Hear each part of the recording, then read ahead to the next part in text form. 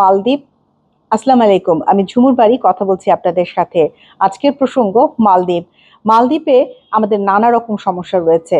সেখানে যাওয়াটা ট্যুরিস্ট ভিসায় সহজ, আবার সেখানে যে অবৈধ হয়ে যাওয়াটা আরো সহজ। কাজ পাওয়া গেলেও সেটির ন্যায্য মজুরি পাওয়া যায় না। সকল সমস্যার সমাধান নিজেরাই করে আমাদের মালদ্বীপ প্রবাসী যে সকল ভাই রয়েছেন তারা কিন্তু টিকে আছেন কোনো রকমে।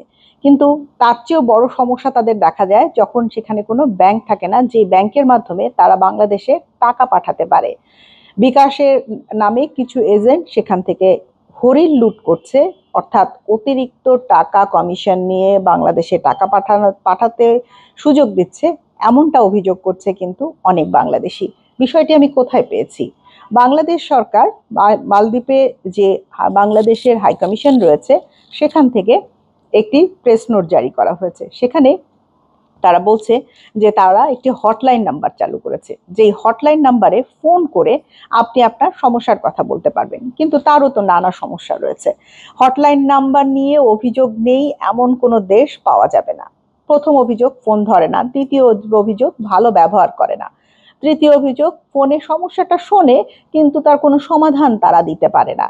আর কতদিনে সেই সমস্যার সমাধান দেওয়া হবে সে বিষয়েও স্পষ্ট কোনো ধারণা তারা দেয় না। এগুলো একটি কমন অভিযোগ। সেই অভিযোগের মধ্যে কিন্তু এই অভিযোগটিও করা হয়েছে, প্লিজ ভাই একটি ব্যাংক চালু করুন যেন আমরা টাকা পাঠাতে পারি। এখন বিষয় হচ্ছে, মালদ্বীপের সাথে বৈধভাবে কাজ করার আমাদের এখান থেকে কোনো এগ্রিমেন্ট নেই।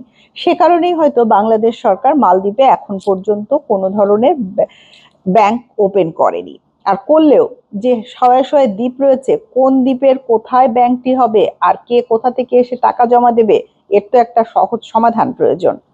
অনলাইনে মানি ট্রান্সফারের কেন ব্যবস্থাই বা করা হয় না? সরকারি অনেক ব্যাংক আছে, যে সকল ব্যাংক অ্যাপ ওপেন করতে পারে, যেই অ্যাপে আমরা টাকা দিয়ে সেখান থেকে টাকা ট্রান্সফার করতে পারি। এরকম নানা অনেক কিছু হতে পারে, আমি খুব কম জানি আইটি বিষয়ে, কিন্তু এতটুকু তো ধারণা করতেই পারি।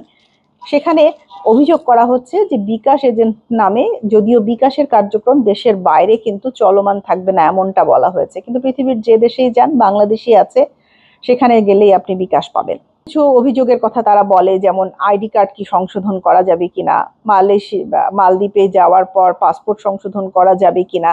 আরে ভাই, সেখানে গিয়ে আমাদের কর্মীরা অবৈধ হয়ে হোক আর যেভাবেই হোক না কেন কাজ তো করছে, কয়েক লাখ কর্মী রয়েছে, তাদের সেবার জন্য এই সুবিধাগুলো তো আসলে চালু করাই প্রয়োজন।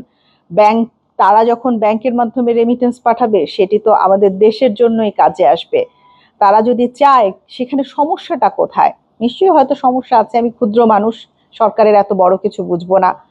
কুলহুদু ফুসি এই আইল্যান্ড থেকে একজন লিখেছে, ভাই এখানে কবে আপনারা আসবেন, আমার পাসপোর্টটা সংশোধন করা দরকার। অনেকেই আছেন যে হাতে লেখা পাসপোর্ট নিয়ে বহু আগে গেছেন, কিংবা এমআরপি পাসপোর্ট নিয়ে গেছেন, এখন মেয়াদও শেষ।